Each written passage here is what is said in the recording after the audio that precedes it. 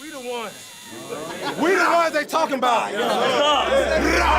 Broadway Sports Media. Choose your fighter. Justin and Justin Titans podcast show. Some of it was bad, but hopefully you probably piece something together. Outstanding. There's an earthquake in the middle of the podcast. Unbelievable. We're begging for listeners. That's all we do. We all we got. Hey, Titans on three. 1, 2, 3.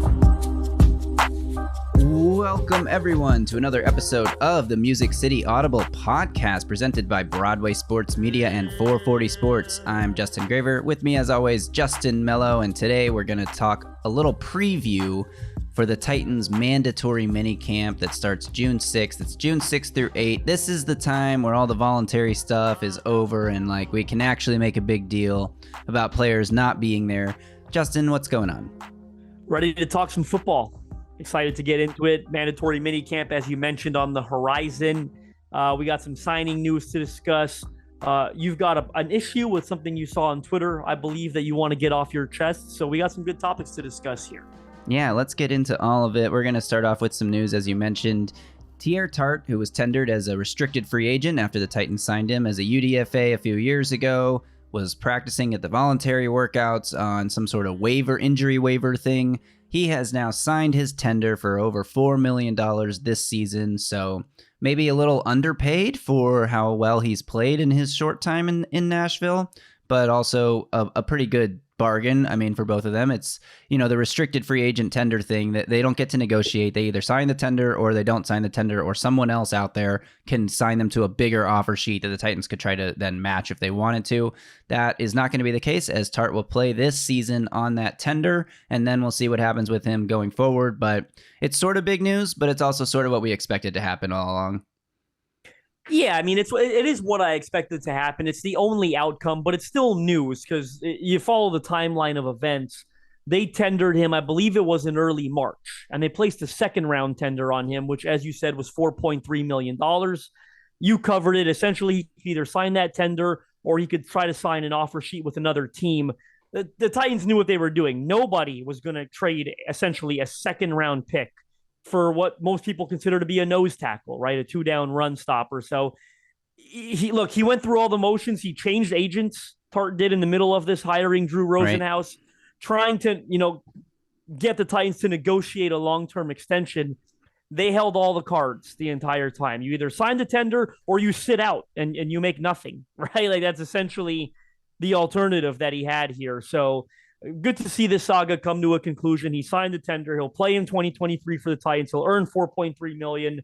And then he'll try to reach free agency and try to get something bigger, whether that's in Tennessee or somewhere else. It depends on the type of year he has. I think for him to get the money he's looking to get, he's got to become a better pass rusher. And D-line coach Terrell Williams talked about that. I was just about to bring that up. Go for it. Yeah, a few days ago when they met with the media, he said, now what Teair's got to do is take that next level as a pass rusher.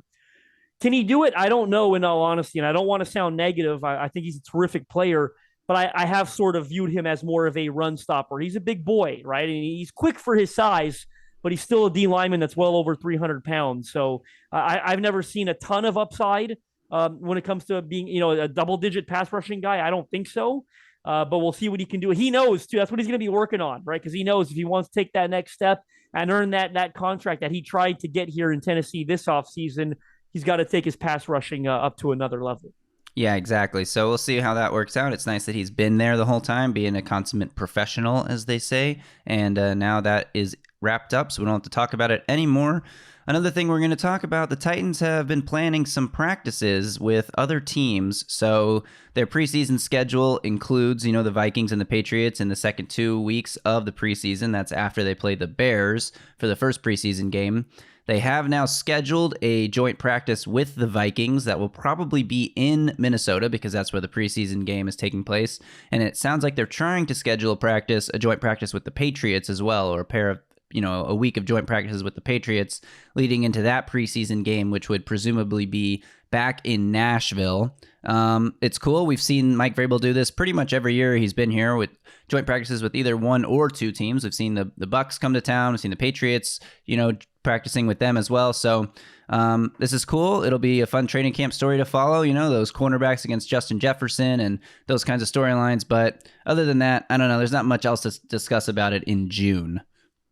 Yeah, I will say you typically take more away from these than you do the preseason games themselves, in all honesty. So it's a good thing to do. They've done it with the Patriots in the past. I remember when Tom Brady was down there, and obviously the relationship I think between Vrabel and Belichick. I'll be shocked if that doesn't come to fruition. You talked about some of the matchups. I like the idea, Justin Jefferson against those corners. I think it's some of the pass rushers too, because that's where you get some of the big ones.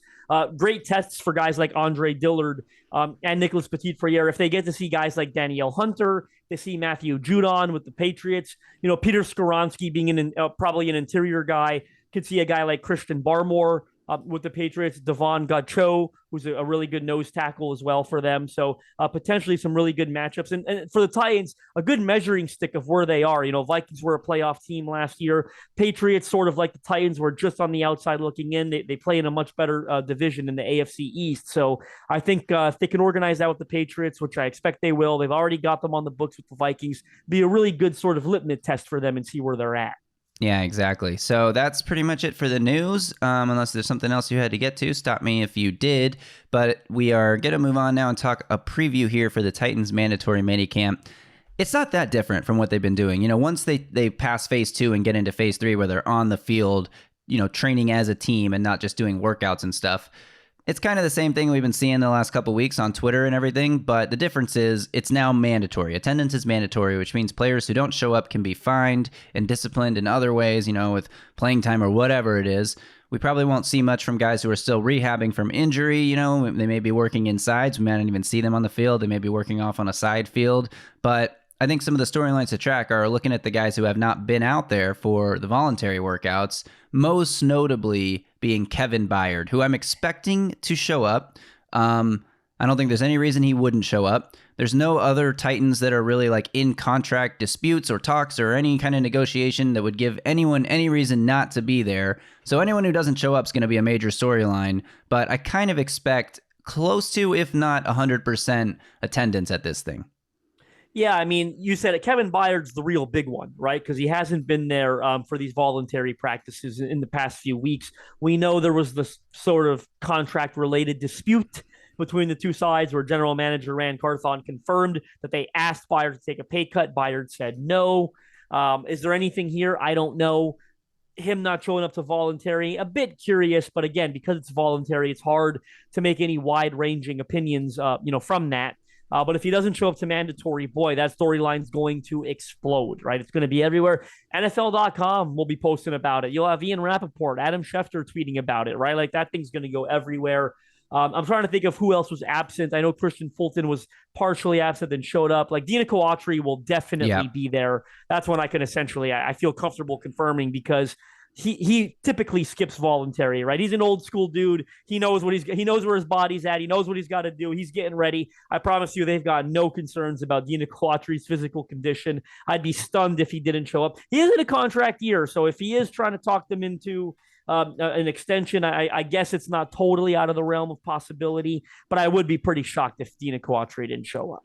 Yeah, a few other guys that weren't seen at the latest Titans OTAs. Sean Murphy-Bunting, who was there earlier in the voluntary period, so expect him to be there. Caleb Farley's been working back from injury. We don't know if he wasn't there because of rehab or other reasons.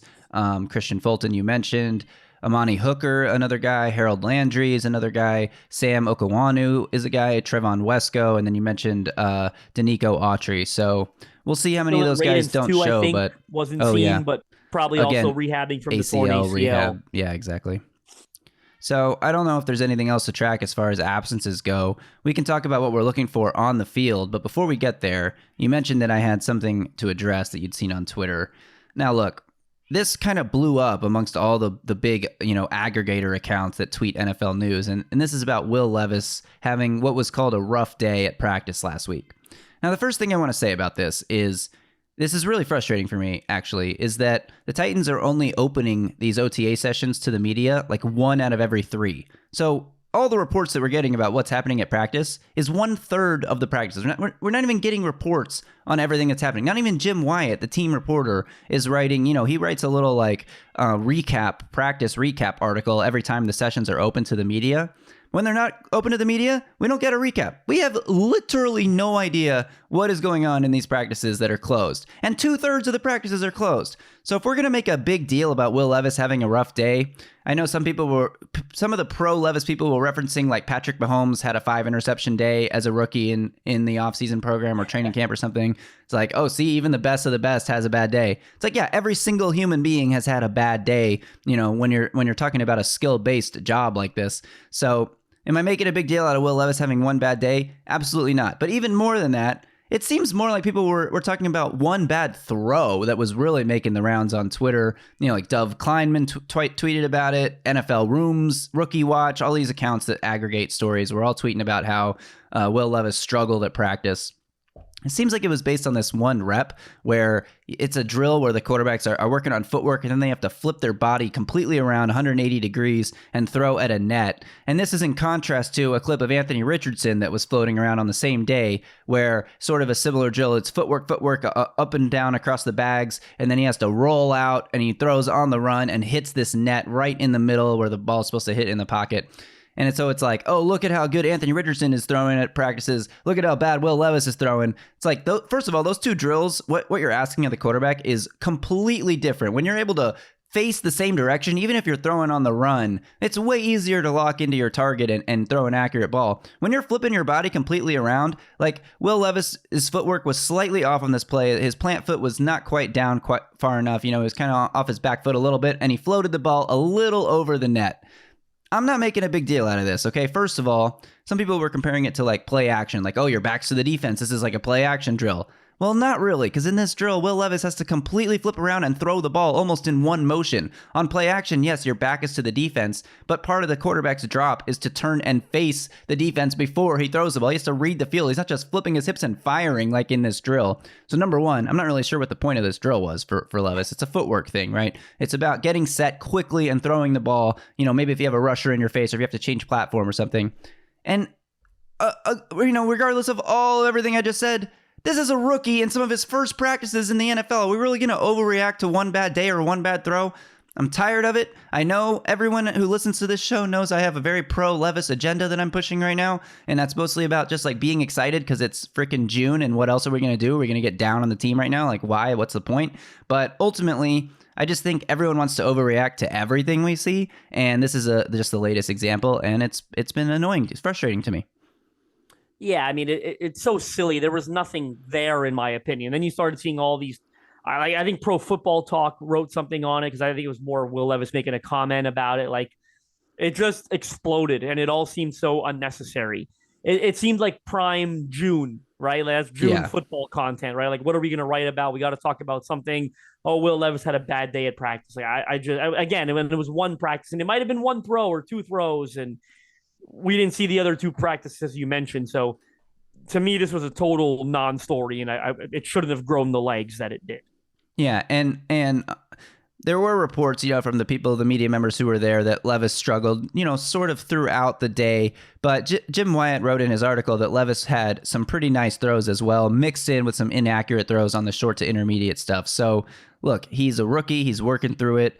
This year is probably not even a year for him to play. It's a year for him to improve and practice and get better and learn. So anyway, now that that's out of the way, we can talk about what we're looking for at OTAs. What I'm looking for is everyone to overreact to Will Levis' throw. No, I'm just kidding. I think it's going to be fun to see the competition as these guys get in there with the full rosters, because we kind of seen some clips floating around on Twitter, and there's like numbers and players that you don't exactly recognize out there running against Ryan Tannehill and the ones, and it'll be nice to see like both sides of the team at full strength competing against each other and see how the position battles shake out, because we know Peter Skoronski is working at left guard with the ones, at left tackle with the twos.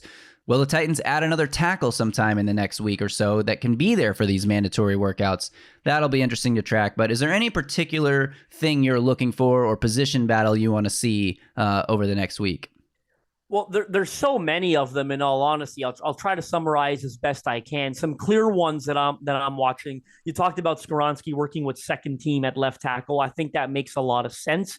So what does the rest of that team look like? I would assume you probably get Jamarco Jones at left guard in that scenario. I think Corey Levin probably at center. I would assume Jordan Roos at right guard, right? Some of these guys, like Levin and Roos, they've been here for a while. They've been with the twos. And then who's at right tackle? Is it Andrew Rupsich, a second-year UDFA from Culver Stockton? Where does Jalen Duncan play? Do you try to work him in at right tackle? Remember, he was a left tackle in college at Maryland. So I'm very curious to see how, especially if Skoronski's running with the twos, where does that put Duncan at third team left tackle, or is he second team right tackle? That's very interesting to me. They got a UDFA tackle out of Boise State that I'm very curious about. Had some really good measurables. I believe was at the combine and tested well, and he was one of the bigger UDFA signings for them. So that's very, very intriguing to me how they view the O-line, including the second team. I look at pass rush, right? Again, I'm expecting Harold Landry and Arden Key to be your starters at edge. Well, after that, there's some questions, right? I think Rashad Weaver's an obvious one, but where does Sam O work into as a second-year UDFA? They had a couple. Thomas Rush, did you realize this outside linebacker, this edge out of Minnesota? He got the most money out of any of the UDFAs they signed. He got nearly $200,000 in guarantees. A lot of money. I think it was $175 exactly. And he signed a 3-year UDFA deal. So where does he work into it, especially in relation to the other UDFA edge, Caleb Murphy out of Ferris State, guy that set the NCAA all-time record for sacks this past year with 25 and a half, I think, something silly. So where do those guys work in? And you'll notice these are all positions I'm purposely picking that don't have a ton of depth, because I want to see how they view the guys they have. Safety's a big one I've discussed on this show, and I'll bring it up again. If Kevin Byard is there, which we're working under the assumption that he will be, it's him and Amani Hooker. Well, then again, how does Elijah Molden work into that? Does that transition to safety continue here a bit throughout mandatory minicamp? Who else is even there? They got a couple guys, veterans I've never heard of, in all honesty. Then they've got a couple of UDFAs, right? The kid out of Eastern Kentucky, Matthew Jackson, who's switching from linebacker to safety. They got a UDFA out of Boise State I actually like quite a bit, and Tyreek Jones. So where do those guys work into it? You were about to bring up, there's a Hookem guy, isn't there? There's a Texas guy there at safety that I think was with them towards the end of the year last. Is it Josh Thompson? Yeah, Josh Thompson. I mean, he's listed at DB on the roster right now, so I don't know if he's working at safety or corner or nickel or all of the above. There's a guy I've never heard of named Mike Brown, who's a second-year guy out of Miami, Ohio. But there's only 4 safeties even listed on the roster. And it's weird because Amani Hooker is not one of them. Some of these guys are listed as DB. It's weird, do they have Tyreek Jones listed as a safety? And what about Matthew Jackson? They do. Matthew Jackson is listed as a safety, yes. Tyreek Jones listed as a safety, Mike Brown, and Kevin Byard. Those are the 4 safeties. If you're talking DBs, they have some guys I've never heard of. We know Shaheem Carter, but LJ Davis, who are you? Never heard of you. Eric Garor, a rookie out of Louisiana. Amani Hooker is listed as DB. Chris Jackson is listed as a DB. Amani Marsh, another rookie out of Washington State. And then Josh Thompson. So that's the non-cornerback secondary. A couple of those guys, I think, were rookie minicamp invites that they ended up signing after their tryouts, I believe. Especially the Amani Marsh kid, I believe, is one of them. They got Stephen Jones out of App State, might be listed at DB. He's a corner, to my knowledge. We played a lot of the star position, I want to say, this past year at App State. But again, we're getting a little off track here. I think going back to those position battles, I'm picking those spots of the roster that I think need some TLC, right? And especially behind, again, Harold Landry, Arden Key, Kevin Byard, Amani Hooker, very obvious starters. I'm not so confident as to what's behind them. So that's really what receiver is such an obvious one. Right? Hang on to that point on the defense. Like Shane Bowen spoke last week and they asked him about the competition. He said, we're trying to create competition at every spot. And I don't know if this was a slip up or if he meant to say this, but then he said, not necessarily at the starting positions, but at a lot of our depth positions, we have lots of competition going on, which maybe it wasn't a slip up because it's obvious. We know that. Yeah. I know Mike Vrabel probably didn't want him to reveal that regardless of how obvious it is, but those 4 they guys, even admit it. Those 4 guys, that's probably exactly who's coming to mind when he says that, right? Because it's no one's pushing Harold Landry, Arden Key, Kevin Byard, and Amani Hooker for starting spots, right? Regardless. But those just happen to be positions where the depth behind them is almost non-existent, in all honesty, right? But hey, maybe that's not the case, and I'm excited to find out, right? Because every year, a couple of these guys emerge, right? We're going to find out there's a guy working with the one team, right? The first team defense that we're like, what the heck? Where did that come from? And that's going to be because either there's an absence or they're rewarding a guy for a great practice the day before, or he had a great rookie mini camp or voluntary OTAs. Like, that's or he's going to just happen. Excelling in the meeting rooms and showing that he's like learned the playbook and knows where he's supposed to be and answering the right questions. I'm really curious to see where Harold Landry is in terms of his recovery from the torn ACL, because again, he wasn't at any of these voluntary OTAs, so we don't know what his status is. I'll be curious to see if he's out there during the team periods taking his spot as that starting edge, or if he's still going to be sort of rehabbing off on his own on a side field or in a sand pit or something like that. That's a storyline worth tracking. I know he's expected to be fully ready by September, if not before that. But how do these guys come back from torn ACLs? Like, we've seen Bud Dupree have a really down year coming back. We've seen Taylor Lewan have an in and out of the lineup kind of year coming back from a torn ACL. And Harold Landry's a guy who, his best trait is his speed off the edge, his ability to bend the corner. And that's sort of a pure athleticism thing. How's his knee going to hold up when he tries to pull off those speed rush moves, those dip moves? So that's definitely something that I'm watching closely, because if he's looking really good now in June, that bodes really well for his ability to be, himself again when September comes around, as opposed to having one of those like lost years where you just have to wait until the season after the torn ACL to get back to yourself. Well, I'm glad you brought that up, because he's about 10 months. Maybe we're moving maybe 9-10 months. So yeah, it was one of the last days of training camp that he tore. Yeah, it was one of the last days of August, wasn't it? Or yeah. Was it July? August, right? I think August, yeah. Pretty sure it was August. So it was so damn unfortunate. He's about 10 months removed now. So you are very curious to see where 9 really, if it's end of August. So you are really curious to see where he's at. It's a bit early, right? Like, you'd feel better. You got a better gauge on where he's at, probably at the 11, 12 month mark. And you said the Titans haven't had good luck with that, right? Taylor Lewan, Bud Dupree, could bring up Robert Woods coming over from the Rams after the torn. They're 0 for 3 in all honesty, right? With guys coming back. We keep hearing about how modern day medicine and the ACL is not a big deal anymore. They're 0 for 3. Titans are with these latest ACLs, because all of those guys, and Robert Woods, obviously an older guy, but all 3 of them did not have good years coming back from the ACL. Harold Landry, younger than all of them when it happened, more explosive than all of them. Although I wouldn't say Taylor Lewan and Bud Dupree weren't explosive, right? They were, and they still try. Lewan's now involved in a legal battle, an alleged illegal battle. Seems to have been something potentially, or allegedly could have gone wrong with that surgery. But very, very curious to see where Landry's at. I was about to transition to receiver. I mean, that's such an obvious one. We don't have to go too much into it, but, we're super excited about Treylon Burks. But the storyline for me there is how the rest of this rotation works out. Is it Treylon Burks, Nick Westbrook-Akine on the other side with Kyle Phillips in the slot? I think that's the most likely outcome.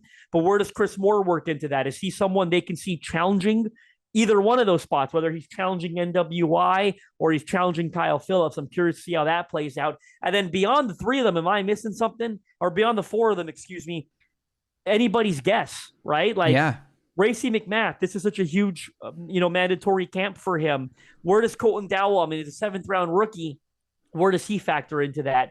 They got 3 UDFA receivers at least. I maybe more I couldn't remember if they signed anyone else. Jacob Copeland, Trayshawn Harrison, Gavin Holmes, and Kiaris Jackson, depending on where he's at with his health, because I know he was working through something. So Gavin Holmes was the one I couldn't remember because they signed him after. He was not a part of the original class of UDFA. So Jacob Copeland, I've heard he's done really well on special teams. So curious to see how he works into the rotation. You can read an exclusive interview with him right now on BroadwaySportsMedia.com, by the way. Nice. Trayshawn Harrison, Kiaris Jackson, where do they work into it? By the way, I mentioned Matthew Jackson earlier, the safety. We'll have another interview with him this week on BroadwaySportsMedia.com. So that's another exclusive UDFA interview you'll be able to read later this week. And I've got some other stuff I'm really excited to tease as this show goes on and as the month goes on. But receiver is such a big one, right? How do we see that playing out? And I can't wait to see how Vrabel sees it with the 1s and 2s. Yeah. 2 guys you didn't mention, Mason Kinsey, sort of a fan favorite, and also a subject of a lot of fan hatred because of the fan favoritism that other fans give him. And then Reggie Robeson Jr., who was looking pretty good last year before he got injured himself. So it's a sort of a crowded room full of guys that have done nothing in the NFL. Yeah. I think a funny stat that was floating around Twitter is Mike Vrabel has more career touchdown receptions in his time as a linebacker than the entire Titans receiving corps combined. So That's where we're at with the receivers. Will they add somebody? Is DeAndre Hopkins in consideration? It seems like he's going to either follow the money or reunite with his former quarterback from Houston up in Cleveland now, Deshaun Watson. So I'm really not expecting DeAndre Hopkins to be a Titan. You know, when Julio Jones was like being very openly on the trade block from Atlanta, we all had this sense, at least on this podcast we did, and a lot of Titans fans did, that Julio's coming to Nashville. And maybe it was the A.J. Brown video that gave us that hope or whatever, but that ended up happening, and it just felt like it was going to happen. Jadeveon Clowney just kind of felt like it was going to happen. This does not feel like it's going to happen. So I would be shocked if DeAndre Hopkins ended up in Tennessee. And I don't know what else, there's not like another free agent out there that would excite you that could join this roster at this point at the wide receiver position. So if they add anybody, I'm thinking they add somebody at tackle, because again, we still don't have a swing tackle that we're confident in at all on this roster. But I think wide receiver is a great one. I'm interested to see how the tight end reps shake out. I think, Chig Okonkwo, if you watch the mic'd up video the Titans put out of him at practice a couple weeks ago, he's in there breaking down huddles, work on 3, 1, 2, 3 work.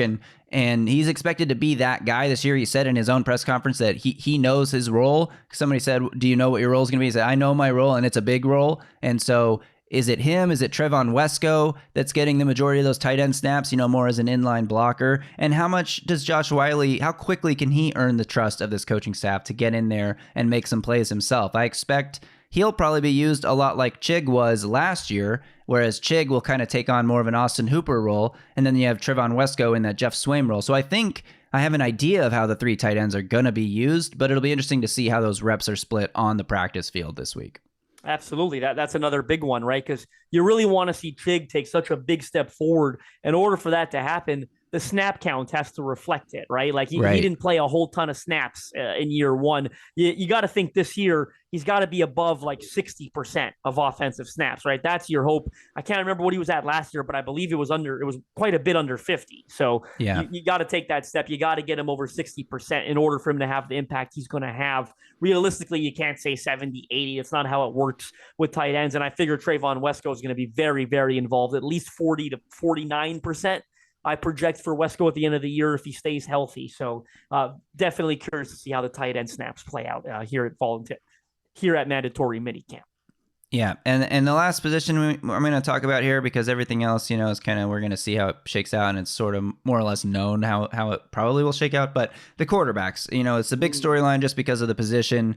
Where's Malik Willis at in his development? Where is Will Levis at in terms of challenging Willis for that QB2 spot? How good does Ryan Tannehill look? How healthy does Ryan Tannehill look? By all accounts, Tannehill's been great throughout the offseason so far. So I don't think that the ankle surgery he had at the end of last year is really affecting him at all anymore. But I am interested in knowing where is Will Levis at? He's got to earn the trust of the coaching staff and prove that he deserves to be the QB2 over Malik Willis, because maybe it's just coach speak and the time of year that it is, but Malik Willis has gotten a lot of praise from, offensive coordinator Tim Kelly, from head coach Mike Vrabel so far throughout the offseason program. It seems that he's come back with, and improved a lot since what we saw on the field late last year. So how do those reps split out? I mean, we know Mike Vrabel said that Levis was going to start as a third quarterback, and you want them to make a guy earn his way up the depth chart.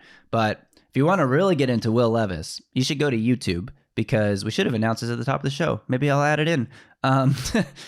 We now have a YouTube page. The Music City Audible is available on YouTube. Just go to youtube.com/@Music City Audible Podcast, and you will find there a 31-minute film breakdown with Kentucky quarterbacks coach and offensive coordinator Liam Cohen, who was Will Levis's position coach and coordinator during the 2021 season. He was not there last year, but he's back at Kentucky now, so that is his current title and his former title. And we went through 10 of Willis's plays from games against Tennessee, Georgia, and Missouri, and looking at his ability to process reads, read a defense, maneuver the pocket, have that toughness and that will to finish and win games, his leadership qualities, his ability to call plays in the huddle and adjust stuff at the line of scrimmage. So that thing got me pretty excited about Will Levis. And there's something about a former player's coach being so positively high on a player and just having so many good things to say about him. And, there's a bias caveat there that Cohen wants, put out this,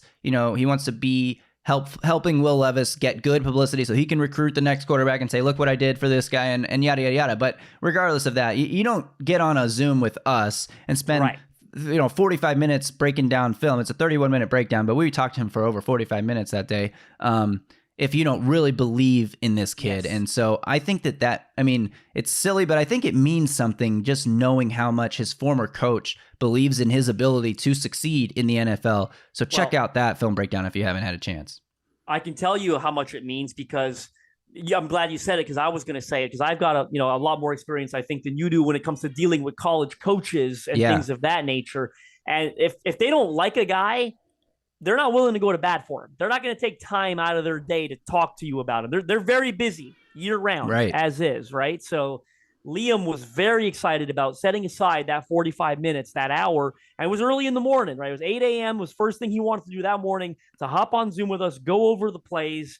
And don't forget, before that, I had already done an interview with him on BroadwaySportsMedia.com that you can go read, a read only. So he has set a lot of time aside for you and I to talk about Will Levis, and he was very excited to do so. And you do not do that unless you genuinely like the kid, which he does. Yeah, and one other thing I want to talk about with Levis, at least in terms of comparing him to the other rookie quarterbacks, because that's just going to be a thing, guys in the same draft class get compared. We've seen a lot of positive buzz about CJ Stroud, about Bryce Young, about Anthony Richardson, and how well they're doing in practices and how much command they've taken. And the Panthers are impressed with Bryce Young's leadership abilities, and CJ Stroud looks amazing in Houston. And, they said it was going to be a QB competition, but it sounds like Stroud is already locking up the QB1 spot there. And Anthony Richardson has gotten tons of hype out in Colts practices. And we're not seeing any of the same press about Will Levis. Part of that is, the Titans media market being I think they're a little bit tougher, at least than they get credit for nationally, but especially compared to like the indie QB market, like media market, who is just constant hype and positivity. Even with this story about the gambling, I wonder how they're going to spin that one that came out right before we started recording. Will Levis isn't working with the first team. He's not getting reps with the first team guys right now. So you're not going to see that kind of buzz. He's not expected to be the starter this year, so you're not going to see that kind of hype. So if you're looking for those kinds of stories and wondering why you're seeing so much buzz about CJ Stroud throwing to Tank Dell at Texans practices and not seeing the same about Will Levis, it's mostly because he's not the starting quarterback, and he's not going to be the starting quarterback this season. Like all three of those guys, they were top 4 picks. Carolina traded all the way up to number 1. No shit, they were going to start whoever they drafted. Right. CJ Stroud, is a quarterback competition with who? Davis Mills? That's a joke. Anthony Richardson's got Gardner Minshew standing in his way. None of those guys even come close to being as productive as Ryan Tannehill has in this league. So no, and that's why, one of them's a 2nd-round pick, and the others were not only 1st-round picks, top 4, 1, 2, 4 overall. Yeah, and a top 4 pick is not only the team is going to work to create positive buzz about that guy because they want the fan base to be excited. They want the team that is reading the press, even though they say they don't, to be excited. So anyway, I just wanted to address a comparison angle there because these guys are going to get compared. Guys from the same draft class always get compared. But rounding it back, I am excited to see how these quarterbacks, just how the reps shake out. So that'll be another storyline that we're tracking closely throughout these mandatory OTAs. Anything else you're looking for? There's an obvious, knock on wood. Hopefully no one gets hurt. We don't even have to say it, but I just did anyway. Hopefully nobody gets hurt. But other than that, I feel like we're just going to see what happens at these practices because we don't really, I don't even know how many are going to be open to the media. I'm expecting 1 because that's been the way it's been this whole offseason. So we'll get 1 day's worth of reporting and 2 days of mystery, and we're going to have to wait until training camp and preseason to really see how these guys are. And we'll overreact to that 1 day of reporting, right? No doubt about it. No, that does it for me, man. I've got nothing else for you today. Really excited to see how all this shakes out. I think when we record, next week's episode, we'll hopefully have some answers to some of these questions that we raised, especially, early look into some of the position battles that you and I brought up. And the Titans will be on the field again after this week, June 12th through 15th. But that is an OTA workout. It's not the mandatory minicamp. So that'll be it. It's this week. And then those mid-June practices.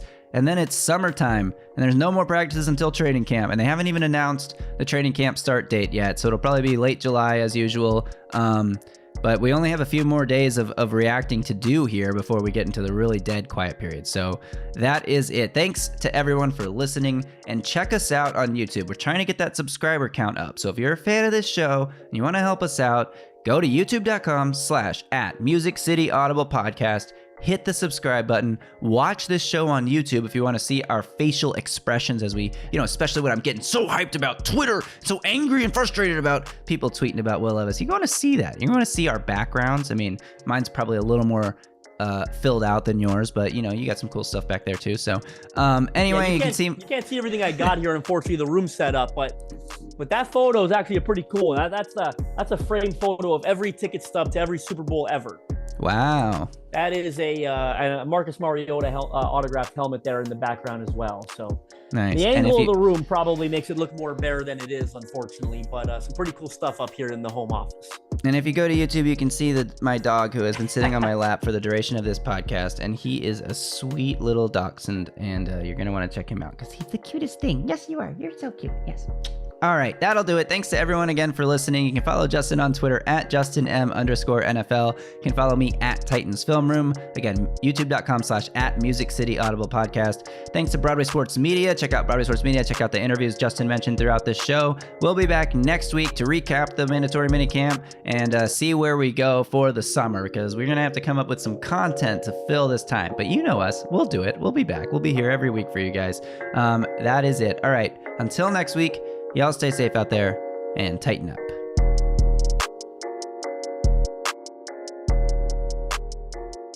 A Broadway Sports Media production.